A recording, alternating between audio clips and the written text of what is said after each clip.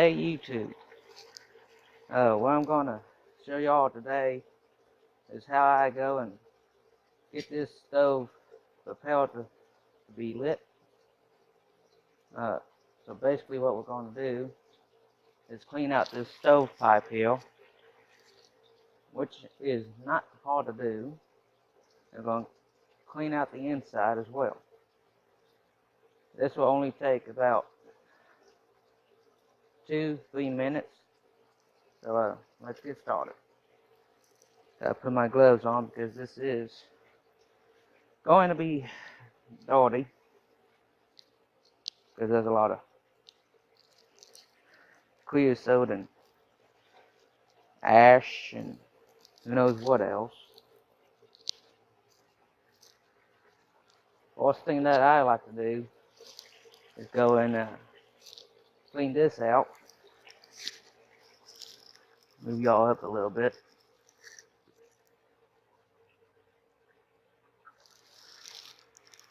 There you go.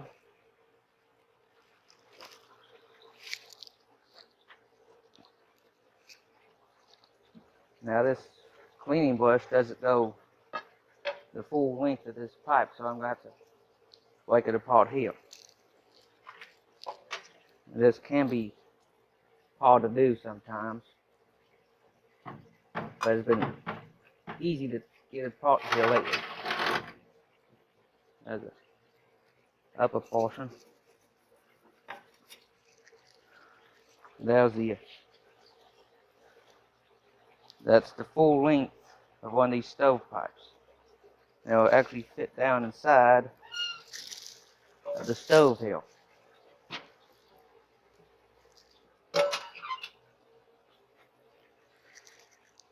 What I do, I take this cleaning brush along with the stovepipe. I just put it in there. Start cleaning.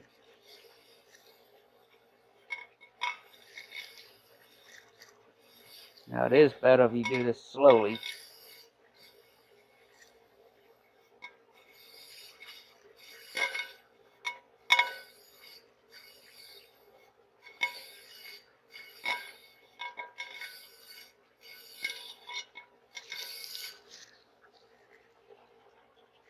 One thing I like to do is actually spin the brush on in and out of the tube there.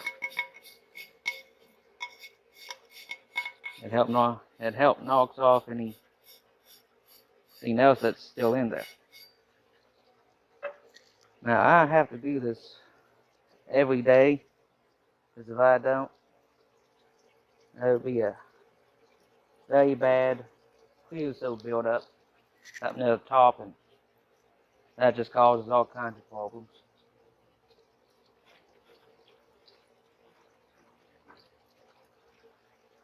This piece here, you don't have to clean it all the time, but I probably clean it about once a week using the brush here. Get this upper part cleaned the same way. Then the brush going up.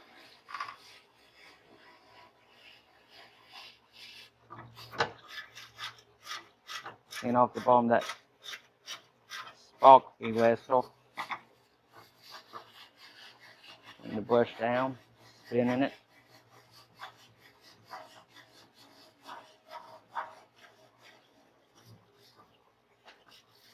And you'd be amazed how much comes out of that after about 6 hours of fire inside the stove.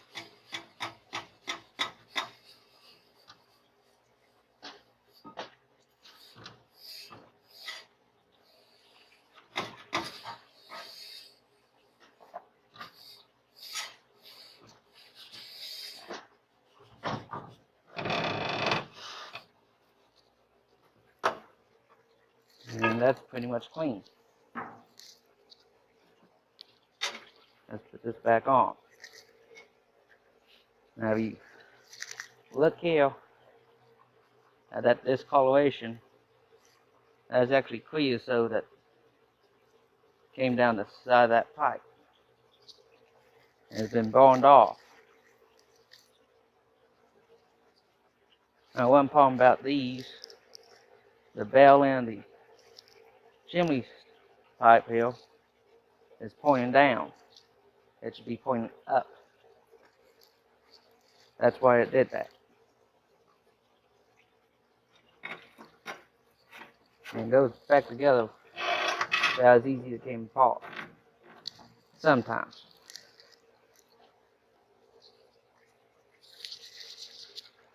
Now we just need to clean the stove out.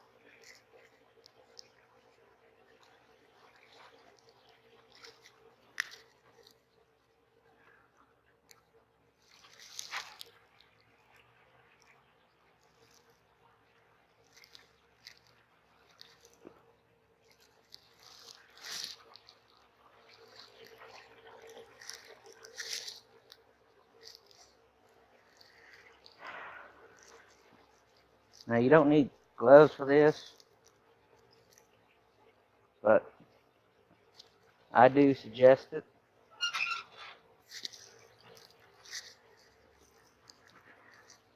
Get y'all zoomed in a little bit.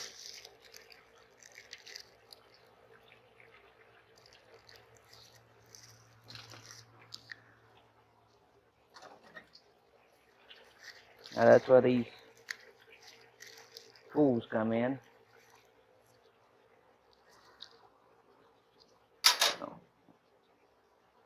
This tool here has a flat side and a rounded side. What I like to do is take that flat side, go across this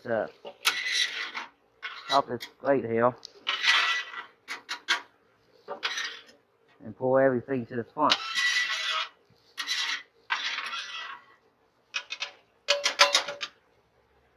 Now, this stove blade is not in the best of shape anymore, so there's actually a piece missing there. But when you get these brand new, you have to come in from underneath. Now there is a opening in back on the bottom side that you can push all of this toward. It's just easier, for me at least.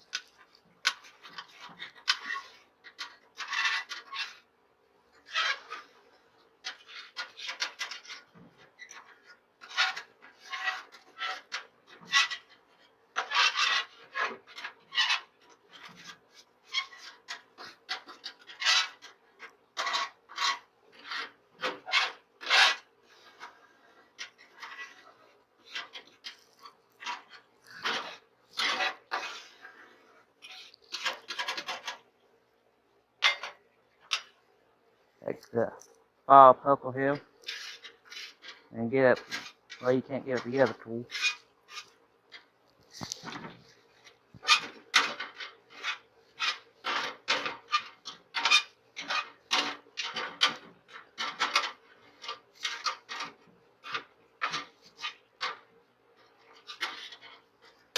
One thing I like to do is leave a layer of ash in here, because it acts like a insulation for the bottom of the stove.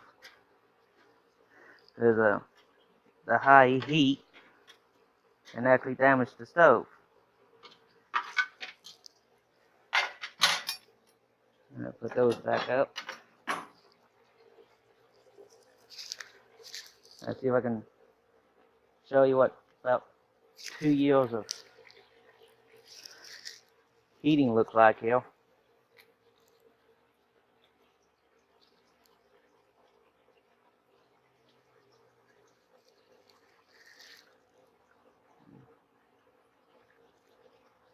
I don't know if you can tell, but there's a, oh, sorry about that.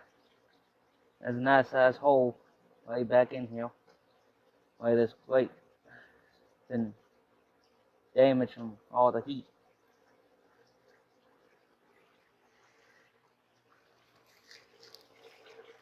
So I'm going to have to fix that somehow.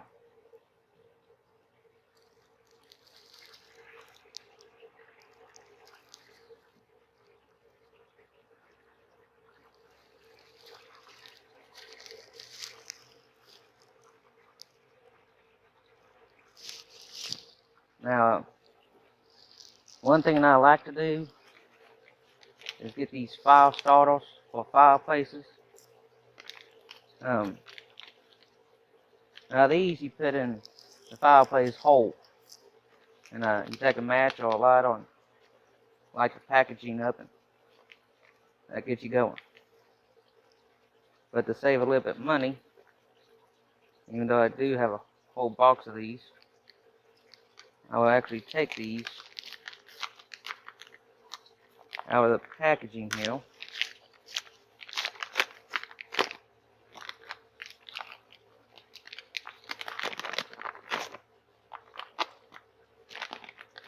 And this is what you left with.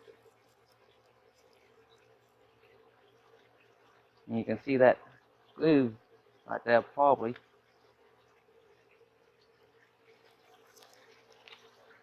There's another glue on the back side.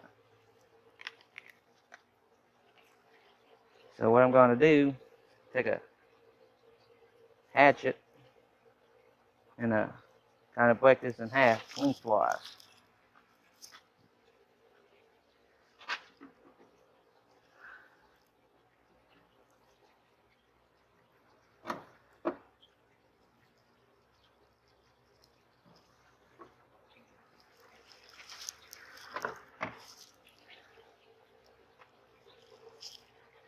And there you go, 2 pieces.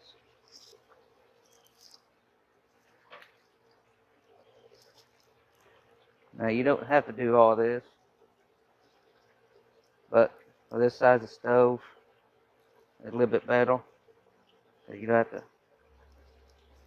spend a whole bunch of money to keep this thing lit or keep it going.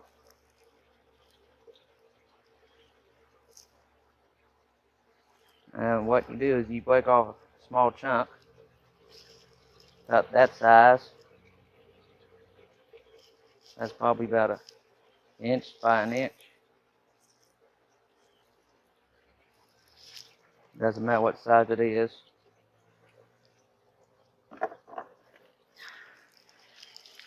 And what you do, what I like to do is take this paper it came in and tear off a piece.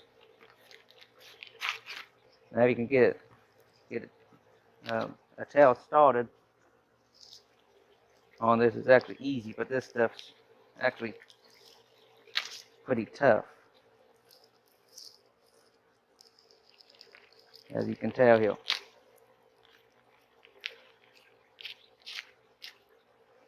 You don't really need a strip that big. Probably something like that. Probably about an inch wide. You take a piece here and roll it up so you leave you left something like that. And one thing you want to do is try to get this as far back as possible, because what you want to do is get as much heat going up this pipe as possible to help get that draft started. So these here are easier to light when they're warm, but when they're cold, it can take a couple of matches to get these things going.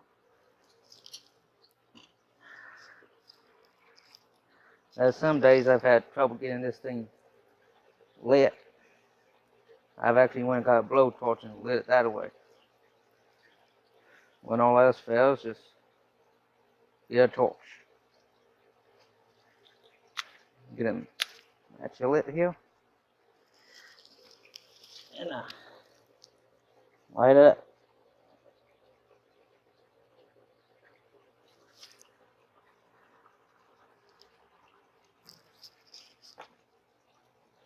Sometimes you probably have to help it out a little bit.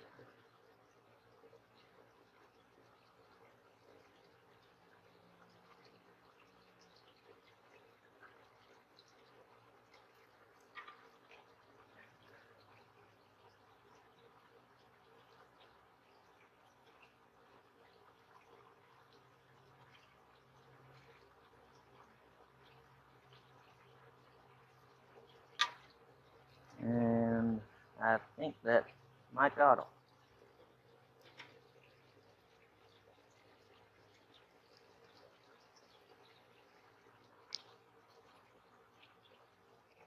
Okay. Now, after this actually starts to warm up from the heat from the fire, you can actually move it around a little bit, help spread it around because it's falling apart. Because I think they make these using a wax, like paraffin wax, and stuff candles made out of.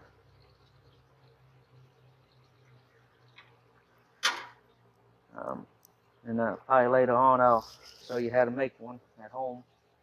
Fire starter, that is. It's actually not too hard to do, as long as you have the stuff. Now,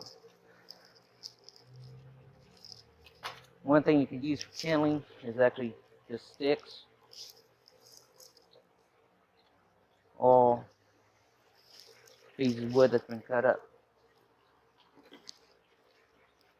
I've been using the sticks here lately to help see my wood pile.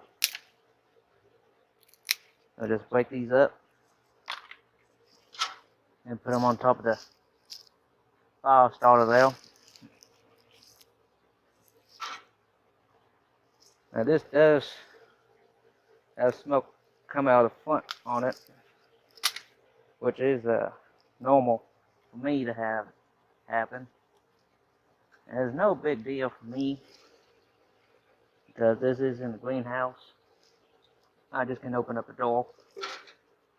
Now if you're using it in a tent or using it inside of a house, which you probably should not do, but there's some people that has,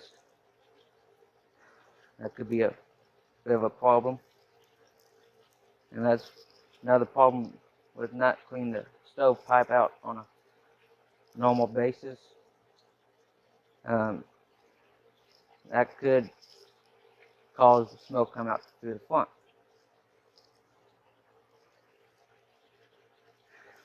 And let's get some more sticks on there.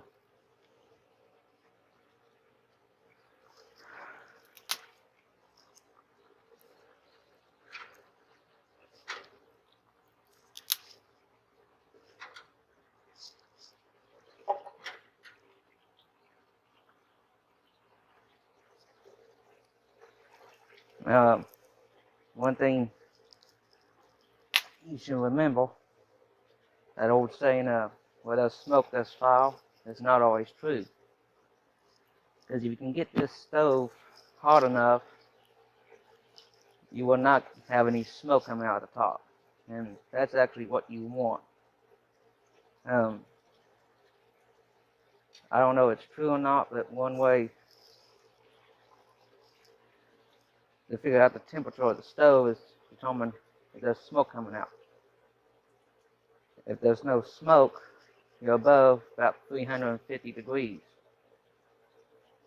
If there is, you're below that.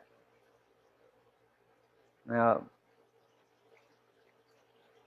sometimes you will get a ton of smoke coming out of this stove. There's a few times I've thought the fire department's going to show up, but they haven't, so must be doing something correct.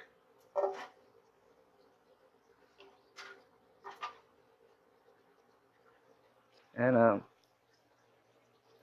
another thing with this, I've discovered that if we have almost no wind, I have to leave the door open a little bit so it can get enough air in there.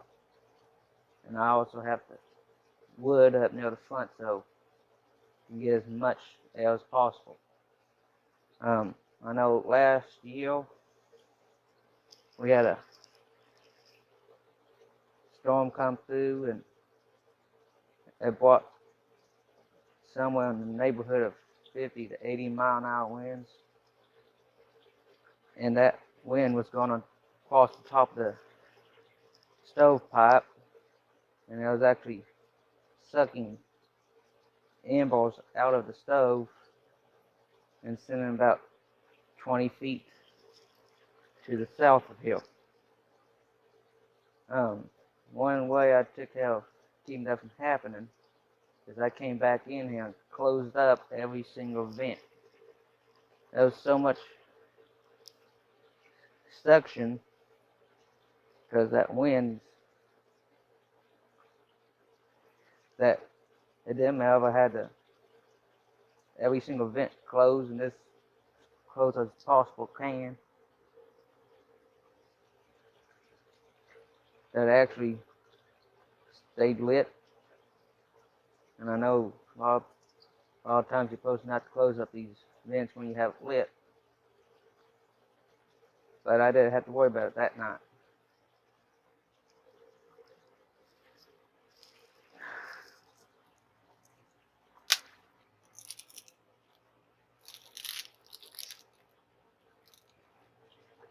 And you're probably wondering what kind of wood I'm burning. Well, if you watch my intro video, you'll know I do landscaping. So I cut down trees and trim them up throughout the year, and so I keep all that wood and burn it. Because a lot of sticks like this will actually go through a chipper sweater. And these are, I just got out of the pile to help get this fire started for y'all.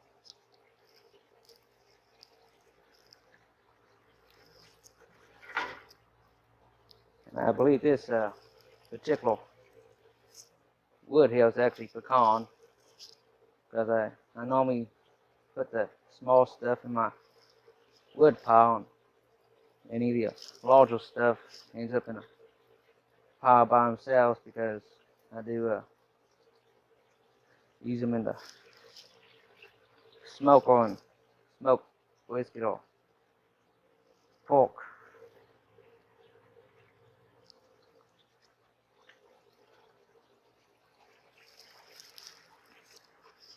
Put my gloves back on. Now these are actually fireplace gloves.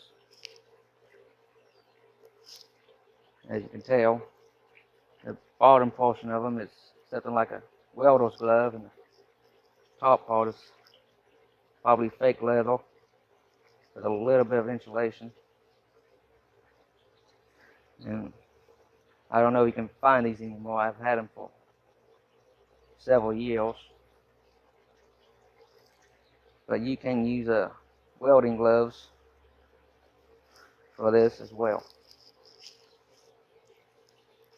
Now you can actually go online or go to a local store that sells fireplace supplies, and now they should have gloves for you.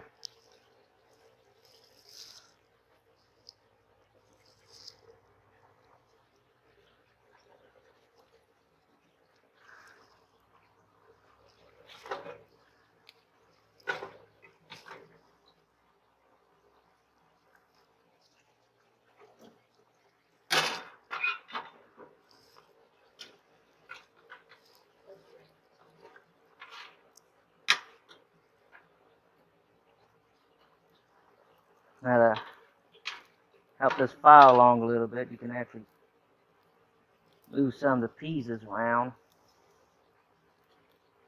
to help catch the piece that not hasn't caught fire yet.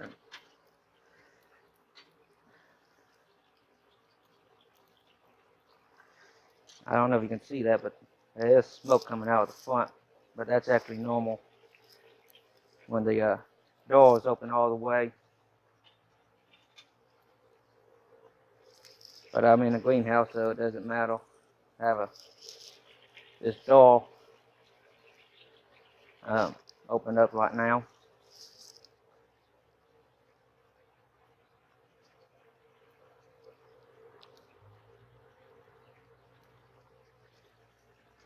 And after you get this fire going good and get it nice and hot,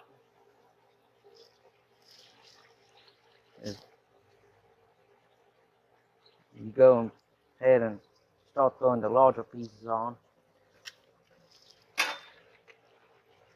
Now this piece is probably 13 inches or so long.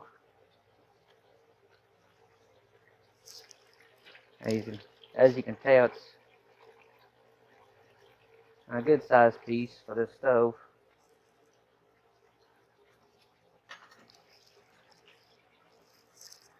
And so if you get one of these, you probably have to play around with it a little bit to figure out how to get a fire going in here to where it's a good hot burn.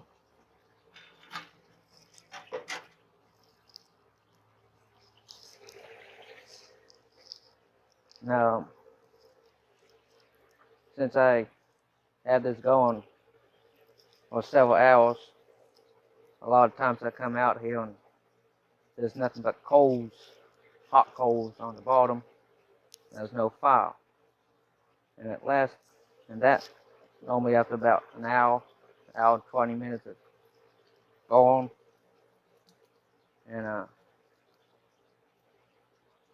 basically how I get that fire started is I go put small pieces of kindling on the fire, or on the coals, or sticks. And sometimes they'll catch fire immediately, and sometimes you have to blow on them. Now if you get one of these stoves, you probably want to get also a bellows, like the blacksmith used. I got one, but I don't have it out here with me, because I don't need it to get it started. If I get it started back up, it'll make your life a little bit easier. Now this stove does try your patience sometimes when you're trying to get it lit. That goes back to how much wind's going to cost that I've figured out. Sometimes you have absolutely no wind, like we have now, and the fire will have to be up near the front, and this door needs to be closed a little bit, which actually is more open than it should be. So if we have high winds, you need get it closed as far as you need it, and this helps meter the flow of air going into the fire. Now, one way you can tell if you're getting a good hot fire inside, if you can feel the heat on your face or your hands or your body, and it feels like you just stuck your hand in on your face inside of a stove, or an oven, I should say. It's a different kind of heat, not like Oklahoma 110-degree weather heat.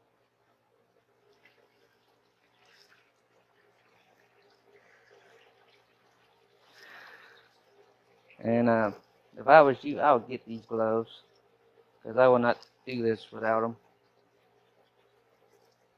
And because it obviously gets hot. Now, one way you could tell you're getting a good hot fire if you start hearing the metal creaking and groaning. I can hear a little bit, but not that much. I don't know if the mic will pick it up or not.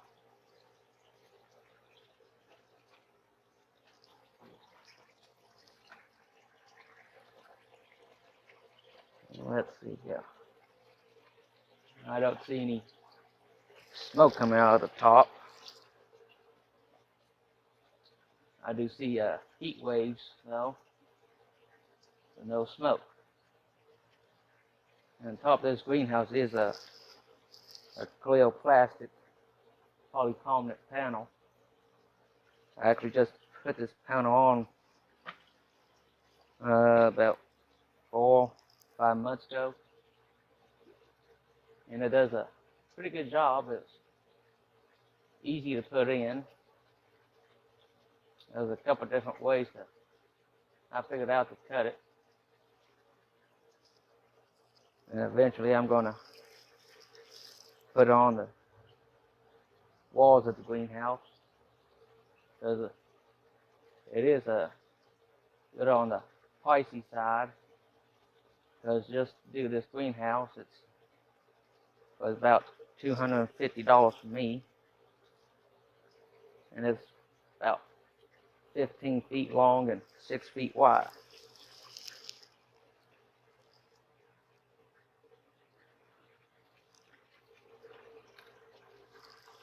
And there's them panels.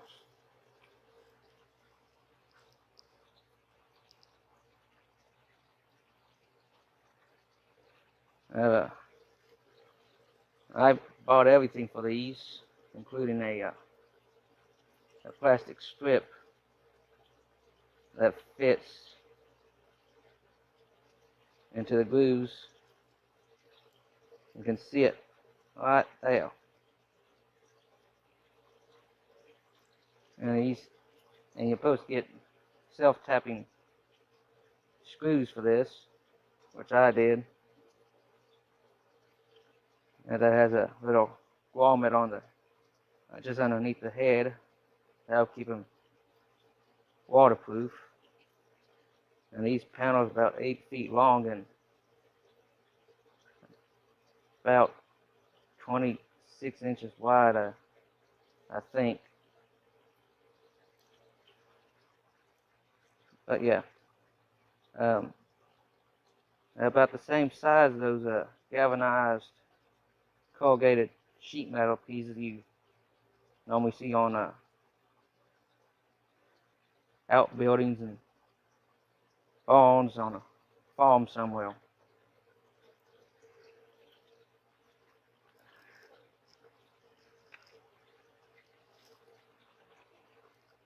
But that's my video on how to light this stove and how to clean it. I do have some other videos that I plan on doing as well. So stay tuned, and don't forget to like, share, and subscribe, and leave a comment. And so I'll catch you on the next one.